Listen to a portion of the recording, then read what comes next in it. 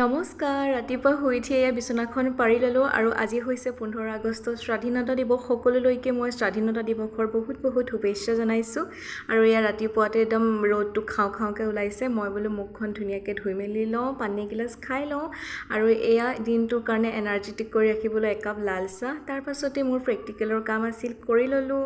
আৰু এয়া ৰুম চাফাই অভিযান আৰম্ভ কৰি দিলোঁ বহুত মানে লেতেৰা হৈ যায় অকমানতে আৰু ইফালে জাবৰো পেলাই ল'লোঁ তাৰ পাছতে মই নৰসিংহ আৰু জলকীয়া ছিঙি আনিলোঁ বোলো চব্জিত দি খাম আৰু এইফালে আমাৰ বৰ্তাহঁতৰ গাড়ীত পুৰা পতাকা লগাই থৈছে তাৰ পাছতে মই বনালোহি মোৰ কাৰণে দুপৰীয়াৰ আহাৰ এইফালে দালি ভাত ধুনীয়াকৈ বনাই লৈছোঁ